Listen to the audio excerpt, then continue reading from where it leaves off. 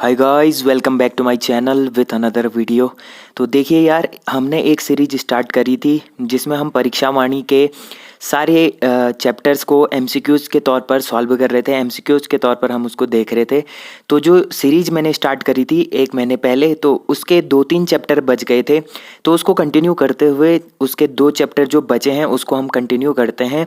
तो आज ये हमारा 19वां चैप्टर होगा। इस चैप्टर में हम लोग बात करेंगे उत्तराखंड की जितनी भी लोक भाषाएं हैं और जितनी भी विशिष्ट पारिभाषिक शब्दावली है और यहाँ के जितने भी राजनीतिक महिलाएं हैं उनके बारे में हम इस सेशन में देखेंगे। ठीक है, ये सेशन थोड़ा सा लंबा होगा जिसमें हम 100+ एमसीक्यूज के बारे में बात करेंगे। ठीक है, 100 से ज़्यादा इंपॉर्टेंट क्वेश्चंस इसमें रहने वाले हैं, तो वीडियो को अंत तक देखना। देखिए, पहला क्वेश्चन है, निम्न में से अट्टा सट्टा गवर सट्टो क्या है।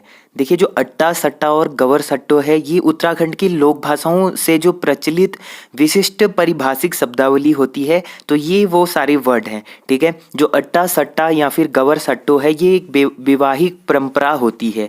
ठीक है, फिर देखिए, शोक एवं दुख की स्थिति में किस परंपरा का निर्वहन किया जाता है। तो कौन सी ऐसी परंपरा है जिसका निर्वहन किया जाता है, तो इसको बोला जाता है अबाजू। ठीक है, सही युग्म को छांटिए। तो देखिए, इसमें से सही युग्म हमको छांटना है। पहला है अछाड़ा। अछाड़ा किसको बोला जाता है, धारदार हथियार से वस्तु को काटने का एक आधार होता है, उसको अछाड़ा कहा जाता है। चट्टी यानी यात्रा मार्गों पर पूर्व काल में बनाए गए जो विश्राम आश्रम होता है उनको चट्टी कहा जाता है। कुकुरालो यानी शिकारी कुत्तों के पालन पोषण हेतु जनता से वसूला जाने वाला कर कुकुरालो या कुकरियालो कहा जाता है। तो देखिए, इनमें से सही कौन सा होगा, ये सारे कथन क्या हो जाएंगे, बिल्कुल सत्य हो जाएंगे। ठीक है, ऑप्शन डी यहाँ पर राइट आंसर होगा, क्योंकि ये जितने भी युग्म हमें दिए हैं ये सारे क्या हैं, बिल्कुल सही हैं। फिर देखिए, गांव की चारों दिशाओं में भूमि पूजन करके विशेष प्रतीक गाड़े जाते हैं, निम्न में से क्या कहलाते हैं। तो देखिए, जो गांव की चारों दिशाओं में भूमि पूजन करके जो विशेष प्रतीक गाड़े जाते हैं, खोदे जाते हैं, उनको क्या कहा जाता है, तो उनको बोला जाता है केयर बंधन। ठीक है, क्या बोला जाता है, केयर बंधन उनको बोला जाता है। फिर है, निम्न में से कुशोल के बारे में कौन सा कथन सत्य है। तो देखिए, कुशोल के बारे में कौन सा कथन सत्य होगा, गढ़वाल में विवाहिता महिलाओं द्वारा लाया जाने वाला पकवान कलियो कहा जाता है। जौनसार भाबर में विवाहिता महिला द्वारा लाया गया पकवान समौण कहा जाता है। कुशौल गढ़वाल एवं कुमाऊं की सांस्कृतिक परंपरा का एक शब्द है और उपयुक्त सभी कथन सत्य हैं। तो देखिए, इनमें से कौन सा सही होगा, सारे कथन क्या हो जाएंगे, सभी सत्य हो जाएंगे। ऑप्शन डी यहाँ पर राइट आंसर होगा। फिर है, पहाड़ों में बरसाती नदी को पार करने हेतु बनाया गया अस्थाई पुल कहलाता है। देखिए, जो पहाड़ों में बरसात के टाइम पर छोटी छोटी नदियां भी काफ़ी ज़्यादा भर जाती हैं, तो उनको पार करने के लिए छोटे मोटे ऐसे पुल बनाए जाते हैं लकड़ी के इस तरीके के, तो उनको क्या कहा जाता है। ठीक है, तो उनको बोला जाता है म्यूता। ठीक है, क्या बोला जाता है, म्यूता उसको बोला जाता है, जो छोटे मोटे लकड़ी के ऐसे पुल बनाए रहते हैं। फिर देखिए, ऋतुकालीन साग सब्जियां उगाई जाने वाले स्थान को क्या कहते हैं। देखिए, जो ऋतुकाल में साग सब्जियां उगाई जाने वाले जो स्थान होते हैं उनको क्या कहा जाता है, उनको बोला जाता है सगवाड़ा। ठीक है, सगवाड़ा उनको बोला जाता है। फिर देखिए, किसी बरसाती नदी या तालाब का पानी सूख जाने पर पत्थर युक्त भूमि कहलाती है।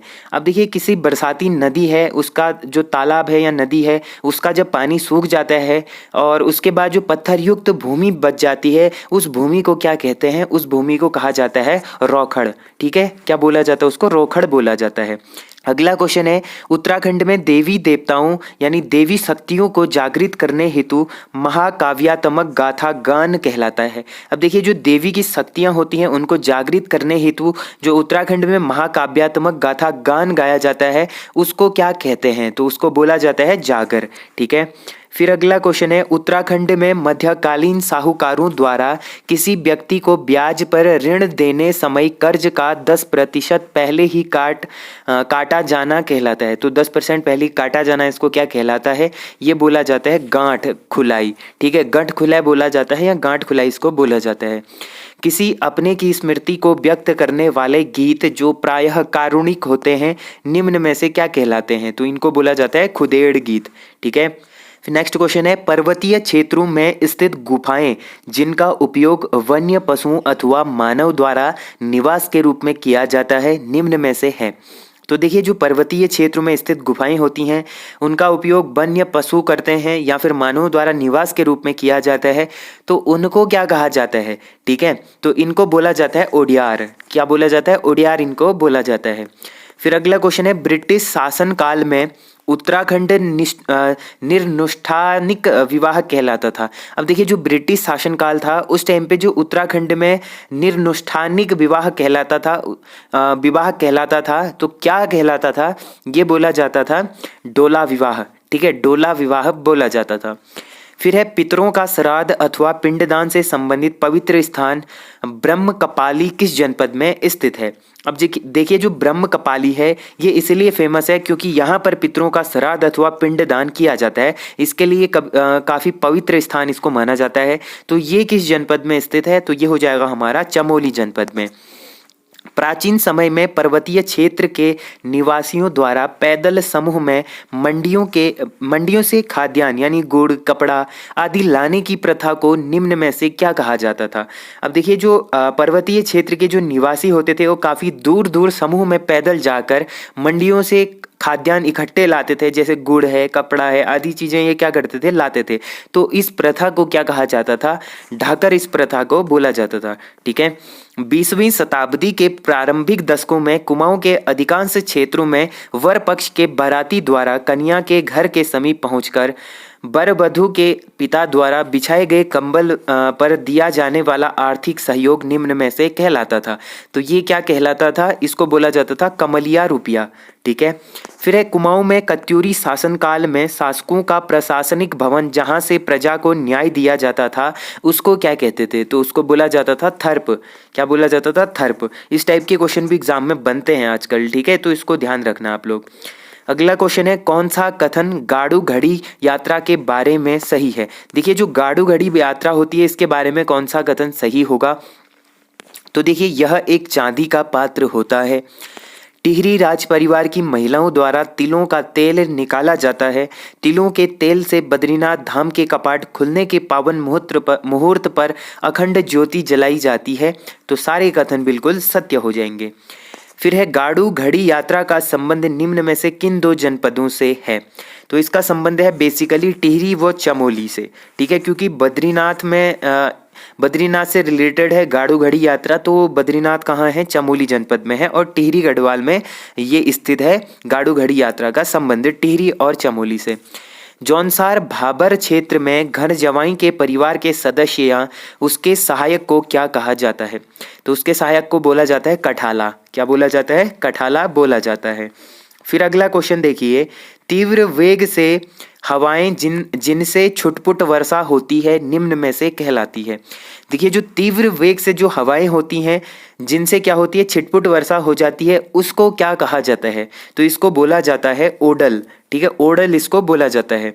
दो पहाड़ियों के मध्य की भूमि या खाई कहलाती है, तो ये क्या कहलाती है? खन्यट कहलाती है। फिर है, उत्तराखंड में स्याह पट्टा प्रथा का संबंध है। तो उत्तराखंड में स्याह पट्टा जो प्रथा है इसका संबंध किससे है? तो ये हो जाएगा विवाह संस्कार से। फिर है, उत्तराखंड में भोटांतिक जनजाति समुदाय की पाश्चात्य जगत के रात्रि क्लबों के समान कुमार कुमारी मिलन ग्रह प्रथा कौन सी थी? तो ये मिलन ग्रह जो प्रथा होती थी ये होती थी रणबड़, यानी इसको रंगभंग प्रथा भी बोला जाता था। फिर है, प्राकृतिक रूप से बना तालाब जो पशुओं के लिए पानी पीने के उपयोग में आता है उसको क्या कहा जाता है? तो इसको बोला जाता है खाल। ठीक है, खाल इसको बोला जाता है। फिर है, सिंचाई के लिए बनाई गई छोटी सी नहर कहलाती है। तो सिंचाई के लिए बनाई गई जो छोटी सी नहर होती है उसको कूल कहा जाता है। बरसाती पानी का स्रोत क्या कहलाता है? तो बरसाती पानी का स्रोत छोया कहलाता है। छोया या इसको छीड़ भी कहा जाता है या छौ भी इसको बोला जाता है कहीं कहीं पर। ठीक है, फिर अगला क्वेश्चन है, हाथ से घुमाई जाने वाली अनाज पीसने की चक्की निम्न में से है। तो जो हाथ से घुमाई जाने वाली अनाज पीसने वाली जो चक्की होती थी उसको क्या कहते हैं? ठीक है, तो इसको बोला जाता है जंदरी या जाक। ठीक है, जथरी या जंदरी या जाक इसको बोला जाता है। सही युग्म छांटिए। तो देखिए इसमें से सही युग्म हमको छांटना है। पहला है बगड़। बगड़ का मतलब होता है नदी का जो रेतीला तट होता है। सेलीफाट यानी शीतल छाया वाला जो भूभाग होता है। सिमार, सिमार यानी दलदली जो भूमि होती है उसको सिमार कहते हैं। तो उपयुक्त सभी कथन सत्य हैं, इसलिए ऑप्शन डी यहाँ पर राइट आंसर होगा। फिर देखिए राज्य की कुमाऊनी भाषा में झोई शब्द का संबंध निम्न में से किससे है। देखिए जो कुमाऊनी भाषा का संबंध है झोई, तो झोई झोई का संबंध किससे है, तो ये संबंध होता है खाद्य पदार्थ से। ठीक है, बेसिकली झोई एक विशेष प्रकार की मतलब दाल बोल सकते हैं इसको, या सब्जी बोल सकते हैं। तो मतलब भात के साथ खाने वाली एक दाल बनाई जाती है झोई, जिसको बोला जाता है, खाद्य पदार्थ होता है। फिर देखिए उत्तराखंड में भकार का उपयोग होता है। तो उत्तराखंड में भकार का उपयोग किस लिए होता है, ये होता है अनाज संग्रह करने के लिए। ठीक है, अनाजों को रखने के लिए उत्तराखंड में प्राचीन समय से भकार का प्रयोग किया जाता है। उत्तराखंड की कुमाऊनी भाषा में झोई शब्द का संबंध है, तो ये मैं बता चुका हूँ। झोई बेसिकली एक खाद्य पदार्थ होता है। ठीक है, फिर देखिए पर्वतीय क्षेत्रों में सांवा नाम मिलता है। जो पर्वतीय क्षेत्र है यहाँ पर सांवा नाम मिलता है, तो ये मिलता है हमारा झंगोरी की खीर को। सांवा नाम मिलता है, ये झंगोरी की खीर को बोला जाता है। फिर अगला क्वेश्चन है, भाषा वैज्ञानिक डॉक्टर त्रिलोचन पांडे के अनुसार कुमाऊनी की बोलियां निम्न में से हैं। तो जो भाषा वैज्ञानिक हैं डॉक्टर त्रिलोचन पांडे, इनके अनुसार जो कुमाऊनी की बोलियां हैं इनमें से कितनी हैं। ठीक है, तो कुमाऊनी की जो बोलियां हैं ये बेसिकली 12 होती हैं। 12 कुमाऊनी बोलियां उत्तराखंड में बोली जाती हैं। अगला क्वेश्चन है, निम्न में से कौन सी बोलियां कुमाऊनी भाषा के अंतर्गत आती है। तो देखिए इनमें से कौन सी ऐसी भाषा है जो कुमाऊनी बोली के अंतर्गत आती है, तो ये हो जाएगा हमारा उपयुक्त सभी, यानी कुमैया, सौरियाली, सिराली व अस्कोटी। देखिए ये क्वेश्चन इससे रिसेंट एग्जाम जो फॉरेस्ट गार्ड का हुआ था उसमें पूछा गया था। अब एग्जैक्ट ऐसा तो नहीं पूछा गया था, लेकिन इसमें से पूछा गया कि कुमाऊनी की उपबोली कौन सी है या फिर गढ़वाली की उपबोली कौन सी है। तो इस तरीके का एक क्वेश्चन बना था जिसमें सिराली या फिर कुछ इस तरीके का ऑप्शन था उसमें राइट आंसर। ठीक है, तो इस तरीके के क्वेश्चन आपको एग्जाम में देखने को मिलते हैं, तो आपको ध्यान देने होते हैं ऐसे क्वेश्चंस। ठीक है, जिनको आप लोग छोड़ देते हैं ये नहीं आता है करके, और यही क्वेश्चन एग्जाम में आजकल बनते हैं। फिर देखिए दनपुरिया बोली किस जनपद में बोली जाती है। देखिए जो दनपुरिया बोली है ये किस जनपद में बोली जाती है, तो ये बेसिकली बोली जाती है बागेश्वर में। ठीक है, बागेश्वर का जो दानपुर इलाका है, दानपुर में दानपुरिया बोली सर्वाधिक बोली जाती है। निम्न में से किस बोली पर नेपाली भाषा का प्रभाव है। तो ऐसी कौन सी बोली है जिस पर क्या है, नेपाली भाषा का प्रभाव है, तो ये बोली हो जाएगी हमारी अस्कोटी बोली। ठीक है, जो डिडीहाट वाला क्षेत्र है, डिडीहाट वाला क्षेत्र जो है यहाँ पर ही अस्कोट एक क्षेत्र है, यहाँ पर जो अस्कोटी बोली है इसमें क्या है, नेपाली भाषा का प्रभाव पड़ता है। दी गई बोलियों में से कुमाऊनी भाषा की बोलियां कौन सी है। तो देखिए इनमें से कौन सी ऐसी बोलियां हैं जो कुमाऊनी भाषा की बोलियां हैं। तो देखिए ऑप्शन एक है खसपरजिया। ठीक है, जो खसपराजिया है, खसपराजिया क्या है, ये कुमाऊनी बोली की एक उपबोली है। ठीक है, फिर देखिए चौगरखिया, ये भी कुमाऊनी की उपबोली है। गंगोई, ये गंगोली हाट में बोली जाती है, पिथौरागढ़ में। तो देखिए सारे ऑप्शन बिल्कुल सही हो जाएंगे क्योंकि ये सभी क्या हैं, कुमाऊनी भाषा की बोलियां हैं। कुमाऊं एवं गढ़वाल के सीमावर्ती क्षेत्रों में बोले जाने वाली गढ़वाली एवं कुमाऊनी भाषा का मिला जुला रूप निम्न में से है।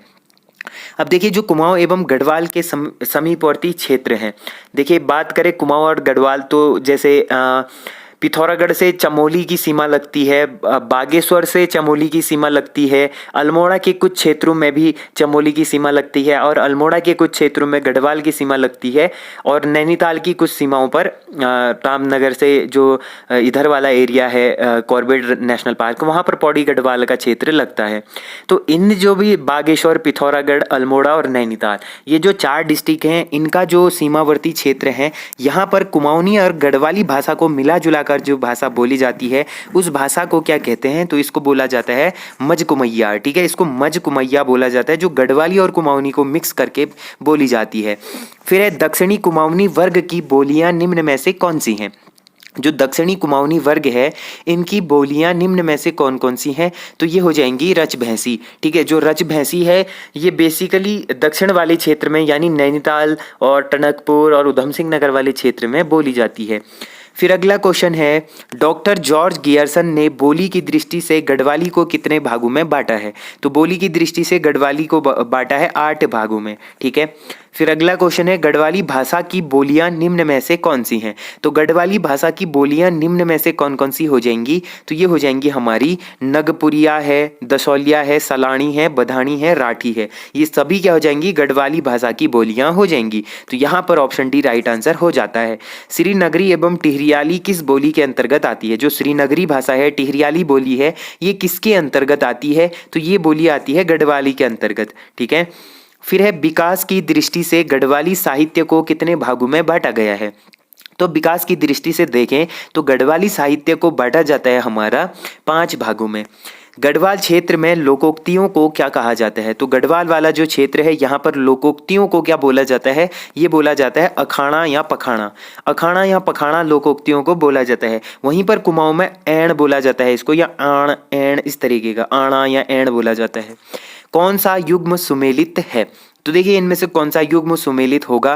तो देखिए पहेलियां को कुमाऊं में बोला जाता है आणा या ऐण, जो मैंने बताया। लोकवार्ता यानी पंडुली इसको बोला जाता है। तो उपयुक्त सभी दोनों कथन क्या है, सत्य है, यानी ए और बी दोनों सुमेलित हैं। तो ऑप्शन सी यहाँ पर राइट आंसर हो जाएगा।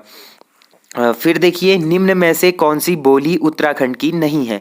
तो इनमें से बताना है उत्तराखंड की बोली कौन सी नहीं है। तो ये एग्जाम में बार बार पूछा जाने वाला क्वेश्चन है। गढ़वाली, कुमाऊनी, जौनसारी, ये तीनों कहाँ की है, उत्तराखंड की है। लेकिन भोजपुरी उत्तराखंड की नहीं है। भोजपुरी बेसिकली भोजपुर वाले इलाके में, जैसे यूपी का कुछ इलाका, बिहार का, झारखंड का, यहाँ पर भोजपुरी भाषा बोली जाती है। ये उत्तराखंड में नहीं बोली जाती। दिए गए वाक्यों में से सही वाक्य का चयन कीजिए। देखिए हमें 4 ऑप्शन दिए गए हैं।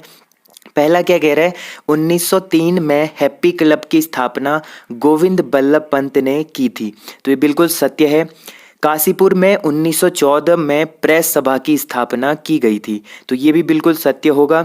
गोविंद बल्लभ पंत को 1957 में भारत रत्न सम्मान मिला। तो ये भी बिल्कुल सही होगा। देखिए उत्तराखंड से पहले व्यक्ति हैं जिनको भारत रत्न सम्मान मिला था 1957 में।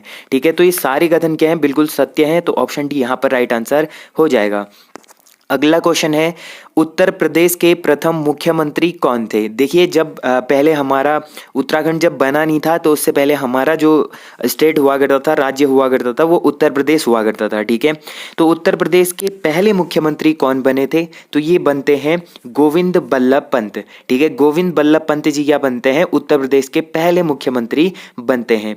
फिर अगला क्वेश्चन है, गोविंद बल्लभ पंत जी की मृत्यु कब हुई थी। तो देखिए इनकी मृत्यु हुई थी 1961 ईस्वी में। 1961 में क्या हुई थी, इनकी मृत्यु हुई थी।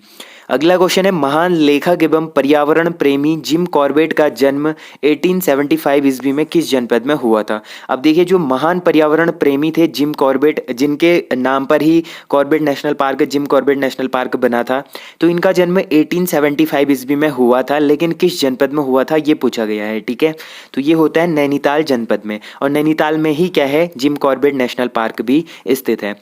फिर अगला क्वेश्चन है, निम्न में से कौन सा कथन सही नहीं है। तो हमको इसमें से बताना है कि कौन सा कथन क्या होगा, गलत होगा। तो देखिए जिम कॉर्बेट के पिता क्रिस्टोफर एवं माता का नाम मैरी जैन था। तो ये राइट होगा।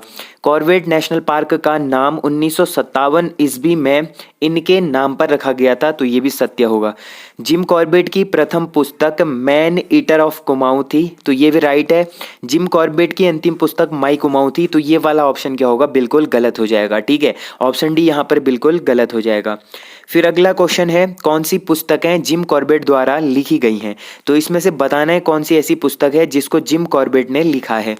तो इसमें से बताना है जिम कॉर्बेट की लिखी पुस्तक कौन सी है। तो देखिए tree top, my India, the Hunter friends, ये सारे किसके हैं, जिम कॉर्बेट द्वारा लिखी पुस्तकें हैं। तो ऑप्शन डी यहाँ पर भी राइट आंसर होगा। मैन ईटिंग लेपर्ड, रुद्रप्रयाग व टेम्पल टाइगर पुस्तक के लेखक कौन है। तो ये पुस्तक किसने लिखी है, जिम कॉर्बेट ने लिखी है। देखिए इन्होंने काफ़ी सारी पुस्तकें लिखी थी और ये बहुत बड़े क्या थे, पर्यावरण प्रेमी हुआ करते थे। नैनीताल में रिटेल एजेंसी किसने चलाई थी। तो नैनीताल में जो रिटेल एजेंसी चलाई थी, ये चलाई थी जिम कॉर्बेट ने। ठीक है, फिर अगला क्वेश्चन है, कुमाऊं की लक्ष्मीबाई जिया रानी का बचपन का नाम क्या था।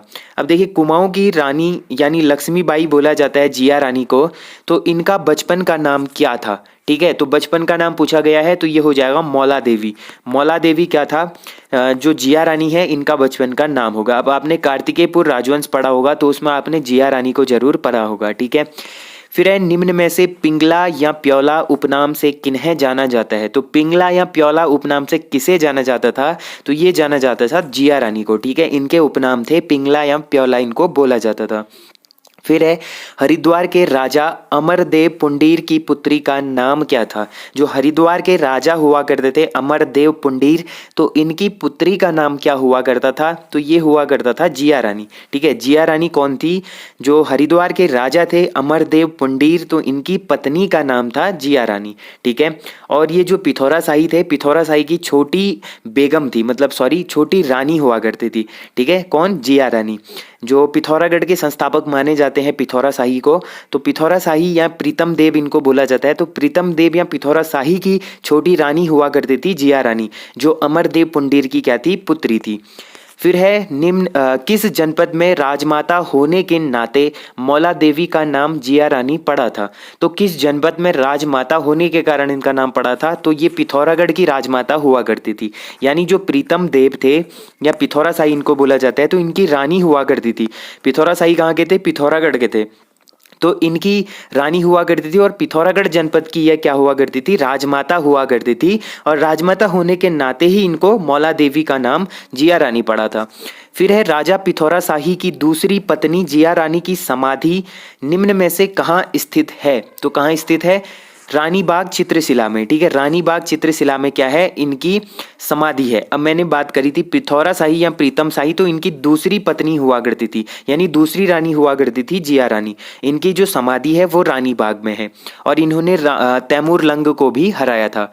अगला क्वेश्चन है निम्न में से कौन सा युग्म सत्य है। तो इसमें से बताना है कौन सा युग्म सत्य होगा। तो देखिए, कुमाऊं में न्याय की देवी जिया रानी को बोला जाता है, कुमाऊं की लक्ष्मीबाई भी जिया रानी को बोला जाता है। तो ऑप्शन सी यहाँ पर राइट आंसर हो जाएगा, क्योंकि दोनों कथन क्या हैं, सत्य हैं। अमर शहीद श्रीदेव सुमन का जन्म कब हुआ था। जो अमर शहीद श्रीदेव सुमन जी हैं, तो इनका जन्म कब होता है, ये होता है 25 मई 1916 ईस्वी में। ठीक है, 1916 को क्या होता है, श्रीदेव सुमन जी का जन्म होता है। और 25 जुलाई 1944 को क्या हो जाती है, इनकी 84 दिन की भूख हड़ताल के पश्चात इनकी मृत्यु हो जाती है। दिए गए कथनों को सुमेलित कीजिए। देखिए, इनको हमें क्या करना है, सुमेलित करना है। तो देखिए, जो हरिराम बड़ौनी जी हैं, ये कौन थे, ये बेसिकली श्रीदेव सुमन जी के पिता हुआ करते थे। फिर है श्री दत्त बड़ौनी, तो ये कौन थे, श्रीदेव सुमन का मूल नाम था श्री दत्त बड़ौनी। और जो तारा देवी थी, ये श्रीदेव सुमन जी की माता हुआ करती थी। और जो बिनय लक्ष्मी थी, ये श्रीदेव सुमन की पत्नी हुआ करती थी। तो इस तरीके से इसका क्या हो जाएगा, सही सुमेलित हो जाएगा। फिर देखिए अगला क्वेश्चन, श्रीदेव सुमन जी ने सुमन सौरभ नाम से कविता कब प्रकाशित की थी। अब श्रीदेव सुमन जी ने क्या करी थी, सुमन सौरभ नाम से कविता प्रकाशित करी थी। तो ये जो कविता थी ये कब प्रकाशित हुई थी, तो ये होती है 1937 ईस्वी में। ठीक है, 1937 में होती है। सन 1938 में गर्दे सेवा संघ की स्थापना की थी। तो देखिए 1938 ईस्वी में क्या हुआ था, गर्दे सेवा संघ की स्थापना हुई थी। ये बार बार एग्जाम में पूछा जाता है कि गर्दे सेवा संघ की स्थापना कब हुई थी, तो ये होती है 1938 में। तो करी किसने थी, ये पूछा गया है, तो ये करी थी श्रीदेव सुमन जी ने। ठीक है, ऑप्शन भी यहाँ पर राइट आंसर होगा। फिर है प्रथम श्रीदेव सुमन स्मृति दिवस कब मनाया गया। देखिए, प्रथम श्रीदेव सुमन स्मृति दिवस कब मनाया गया था, तो ये मनाया गया था 25 जुलाई 1946 को। ठीक है, 25 जुलाई 1946 को क्या मनाया गया था, पहला श्रीदेव सुमन स्मृति दिवस मनाया गया था इनकी याद में। देखिए 1944 को इनकी मृत्यु होती है, और 2 साल बाद इनकी क्या मनाई जाती है, स्मृति दिवस मनाई जाती है। अब देखिए अगला क्वेश्चन है, श्रीदेव सुमन जी ने कब आमरण अनशन शुरू किया था। देखिए, इन्होंने 84 दिन की भूख हड़ताल करी थी, आमरण अनशन किया था। तो ये इन्होंने स्टार्ट कब करा था, तो ये करते हैं 3 मई 1944 ईस्वी में। ठीक है, 3 मई 1944 से लेकर 25 जुलाई 1944 ईस्वी तक इन्होंने 84 दिन की भूख हड़ताल करी। उसके पश्चात इनकी क्या हो जाती है, मृत्यु हो जाती है। फिर है किसके प्रयासों से 23 जनवरी 1939 को देहरादून में टिहरी राज्य प्रजामंडल की स्थापना हुई थी। तो ये होती है हमारा श्रीदेव सुमन जी की प्रयासों से। इनके प्रयासों से क्या हुआ था, 23 जनवरी 1939 ईस्वी को देहरादून में टिहरी राज्य प्रजामंडल की स्थापना हुई थी। अब ये वाला क्वेश्चन भी बार बार एग्जाम में पूछा जाता है, टिहरी राज्य प्रजामंडल की स्थापना कहाँ हुई थी? तो ऑप्शन में आता है टिहरी, तो लोग कंफ्यूज होकर टिहरी कर देते हैं, लेकिन जो टिहरी राज्य प्रजामंडल है ये इसकी स्थापना करी गई थी देहरादून में। ठीक है, देहरादून में इसकी स्थापना होती है। 23 जनवरी 1939 ईस्वी में इसकी स्थापना होती है। फिर है अमर शहीद श्रीदेव सुमन जी पर राजद्रोह का मुकदमा कब चलाया गया? तो देखिए, जो अमर शहीद श्रीदेव सुमन जी हैं इन पर राजद्रोह का मुकदमा चलाया गया था। तो ये कब चलाया जाता है? ये चलाया जाता है 21 फरवरी 1944 ईस्वी को। ठीक है, फिर है कितने दिनों की भूख हड़ताल के पश्चात 25 जुलाई 1944 को अमर शहीद श्रीदेव सुमन जी का देहांत हुआ? तो ये मैं पहले ही बता चुका हूँ, 84 दिन की इन्होंने क्या करी थी? भूख हड़ताल करी थी। गढ़केसरी अनुसुईया प्रसाद बहुगुणा का जन्म 18 फरवरी 1894 का किस जनपद में हुआ था? अब देखिए, गढ़केसरी किसको बोला जाता है? अनुसुईया प्रसाद बहुगुणा जी को बोला जाता है। वहीं पर एग्जाम में पूछा जाता है कुमाऊं केसरी किसको बोला जाता है? तो कुमाऊं केसरी बोला जाता है बद्रीदत्त पांडे को। ठीक है, अब देखिए, जो गढ़केसरी अनुसुईया प्रसाद बहुगुणा जी हैं इनका जन्म कब होता है? 14 फरवरी 1894 ईस्वी को होता है। तो यहाँ पर पूछा गया है किस जनपद में हुआ था? तो ये बेसिकली चमोली जनपद से बिलोंग करते थे। फिर अगला क्वेश्चन है अमृतसर कांग्रेस अधिवेशन 1919 में किन दो नेताओं ने भाग लिया था? तो देखिए, बैरिस्टर मुकुंदीलाल और अनुसुईया प्रसाद बहुगुणा जी, इन दोनों ने क्या करा था? जो अमृतसर कांग्रेस अधिवेशन हुआ था 1919 ईस्वी में, इसमें इन दोनों ने भाग लिया था। तो ऑप्शन सी यहाँ पर राइट आंसर हो जाएगा। फिर है निम्न में से कौन कुमाऊं केसरी के नाम से प्रसिद्ध है? तो ये मैं बता चुका हूँ, बद्रीदत्त पांडे को कुमाऊं केसरी बोला जाता है, अनुसुईया प्रसाद बहुगुणा को गढ़ केसरी बोला जाता है।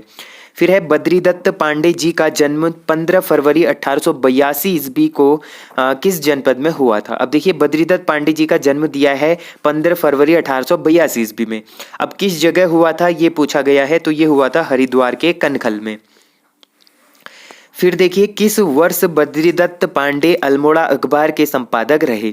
अब देखिए, अल्मोड़ा अखबार का प्रकाशन कब होता है? 1870 में जब डिबेटिंग क्लब बनता है, तो ये 1871 ईस्वी में क्या करते हैं? अल्मोड़ा अखबार का प्रकाशन करते हैं। तो 1871 ईस्वी से अल्मोड़ा अखबार चलते आ रहा होता है। तो बद्रीदत्त पांडे अल्मोड़ा अखबार के संपादक कब बनते हैं? तो ये बनते हैं 1913 ईस्वी में। ठीक है, 1913 ईस्वी में ये अल्मोड़ा अखबार के संपादक बनते हैं और 1918 ईस्वी तक ये क्या करते हैं? अल्मोड़ा अखबार का संपादन करते हैं। बाद में 1918 में अल्मोड़ा अखबार बंद हो जाता है। फिर ये एक शक्ति नामक पत्र का प्रकाशन करते हैं।